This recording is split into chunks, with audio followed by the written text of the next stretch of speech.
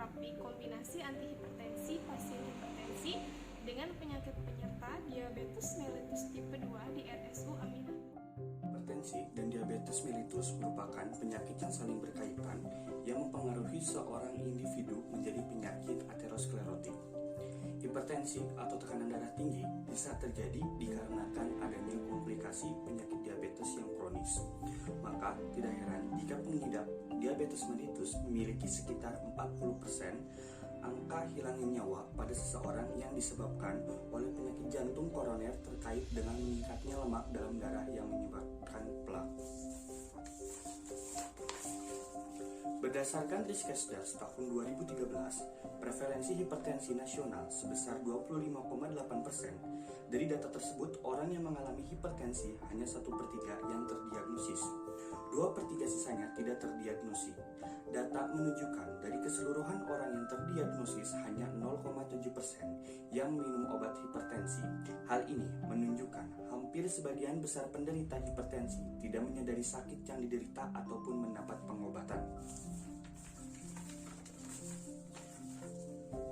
Prevalensi hipertensi dan diabetes meningkat pada negara-negara industri karena penuaan populasi.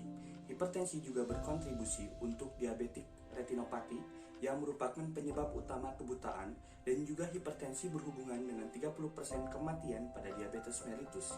Oleh karena itu, hipertensi dan diabetes harus diobati sedini mungkin dan secara agresif. Benarkah penyakit diabetes selalu berkaitan dengan penyakit hipertensi? Oke, di sini saya akan coba jelaskan dulu apa itu penyakit diabetes dan apa itu penyakit hipertensi. Diabetes merupakan penyakit jangka panjang atau kronis yang ditandai dengan kadar gula atau glukos di dalam darah yang meningkat jauh di atas normal. Sedangkan penyakit hipertensi adalah meningkatnya tekanan darah melebihi batas normal. Hipertensi juga dianggap sebagai silent killer atau pembunuh diam-diam karena banyak penderitanya yang tidak menyadari akan penyakit yang sedang dialaminya. Tingginya gula dalam pembuluh darah yang mengelilingi tubuh akan menyebabkan kerusakan pada organ tubuh, khususnya pembuluh darah dan ginjal. Organ-organ inilah yang mempunyai peran dalam menjaga tekanan darah yang normal. Bila terjadi kerusakan, tekanan darah dapat meningkat dan menyebabkan kerusakan yang lebih jauh atau komplikasi. Selanjutnya saya akan menjelaskan farmakoekonomi itu apa sih? Farmakoekonomi itu adalah studi yang mengukur dan membandingkan antara biaya dan hasil atau konsekuensi dari suatu pengobatan. Lalu tujuannya apa? Tujuannya adalah untuk memberikan informasi yang dapat membantu para pembuat kebijakan dalam menentukan pilihan atas alternatif-alternatif pengobatan yang tersedia agar pelayanan kesehatan menjadi lebih efisien dan ekonomis. Metode yang paling sering dilakukan adalah Cost Effectiveness Analysis atau CEA. Metode ini cocok jika terapi yang dibandingkan memiliki hasil terapi outcome yang berbeda. Metode ini digunakan untuk membandingkan obat-obat yang pengukuran hasil terapinya dapat dibandingkan. Metode penelitian yang digunakan dalam penelitian ini yaitu bersifat non-eksperimental, yaitu teknik pengumpulan data yang dilakukan secara retrospektif tanpa memberikan intervensi, di mana penelitian bersumber dari jurnal sebelumnya atau jurnal yang telah terbit sebelumnya. Bahan yang dilakukan oleh penelitian ini yaitu diperoleh dari catatan rekam medik pasien di RSU Aminah Blitar. Sumber data yang diambil untuk penelitian ini adalah analisis efektivitas biaya yang dilakukan pada pasien umum.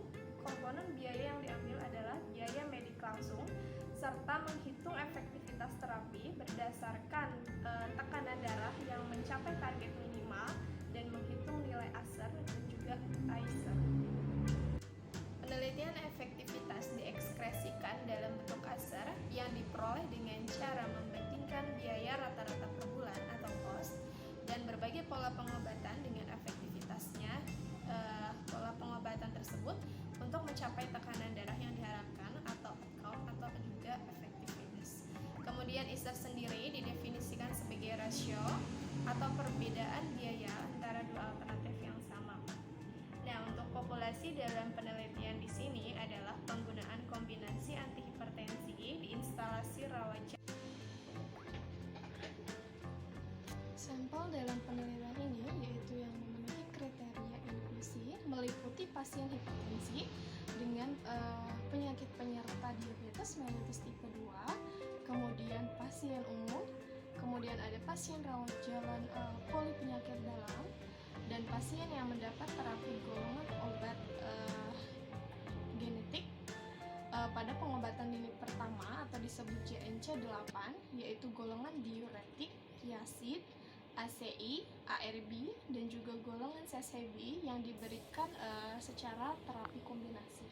Berdasarkan penelitian yang telah dilakukan di poli penyakit dalam pasien rawat jalan RSU Aminah Blitar, maka dapat disimpulkan bahwa efektivitas pengobatan dalam penurunan tekanan darah pada pasien hipertensi dengan penyakit penyerta diabetes mellitus tipe 2, pasien rawat jalan poli penyakit